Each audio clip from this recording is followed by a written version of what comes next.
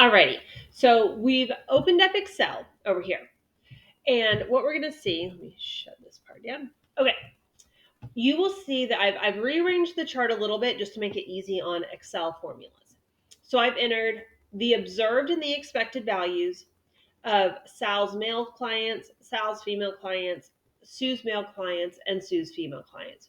Remember, the observed value was our actual count of what their clients were. Our expected values were what we would how many clients we would expect to be male or female based on the breakdown of total male and female clients when we consider them as a whole. So that's how we calculated that. Check out the last video if you're still unclear on that. I hope I explained that clearly. So the reason I love using Excel for this is because you can go across and do this, okay, and program it where each one of your quadrants is its little section here of observed and expected. And then you can tell Excel very simply. And I always label my rows so that I can keep things straight in my mind. So remember, our step one for chi-square is we calculate observed minus expected. So I put in here my formula. I'm doing observed minus expected. And if you've seen my formula bar up here, I told it that this is going to be this cell minus this cell. And it calculates it for me. And I did that all the way across the rows. So I have my negative 13.5, positive 13.5, 14.5, and negative 14.5. So those are my differences in my observed minus expected. The next step, if you remember, is that we square them. Okay? So now I've put this row as my observed minus expected squared. And I've told it what you're going to do now is you're going to square whatever value was in this cell. And we do that all the way across. And so now I have my squared values. And as you can see, as we discussed last time, squaring them makes any of the negatives go away. These are now all positive values. Now, my third step is I divide that by E, by expected value. So again, I'm able to put this in Excel and say, all right, for this calculation, I want you to take what was up here, and I want you to divide it by its expected.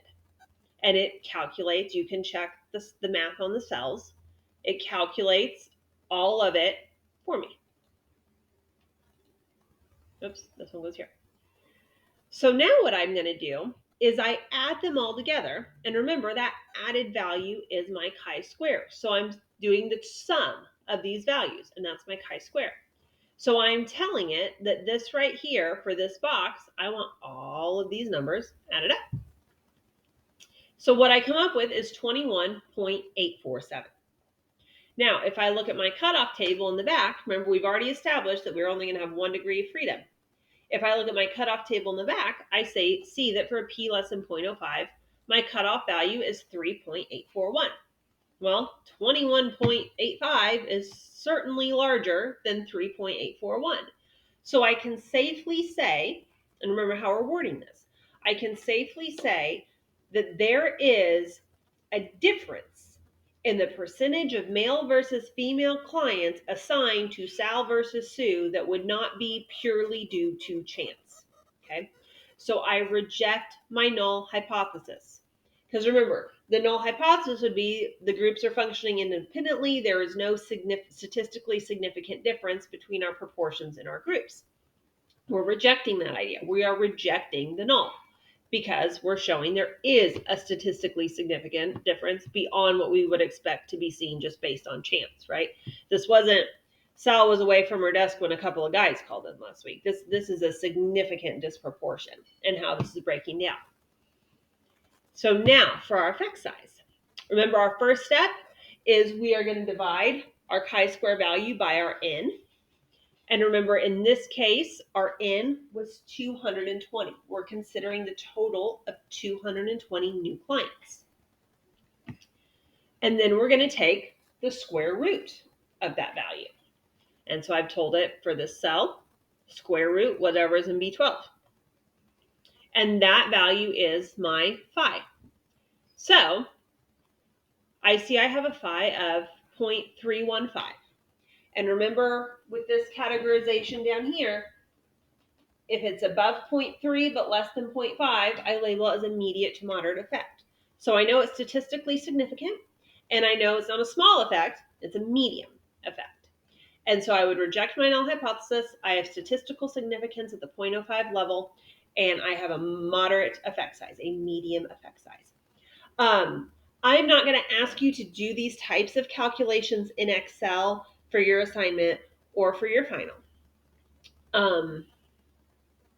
Yeah, I'm not gonna. I won't ask you to do that. I will ask you to. There may be a situation where I ask you to come up with the numbers. If you want to do it on paper, if you want to do it with a calculator, if you want to do it PSPP, if you want to do it with Excel, if you have some other math program you want to use, that's fine.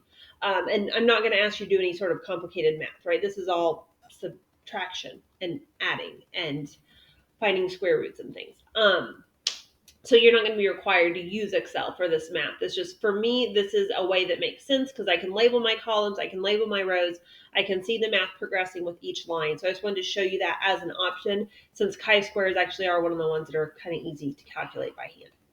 So I will get this plugged into PSPP, and I will do a walkthrough showing you how to do this in PSPP.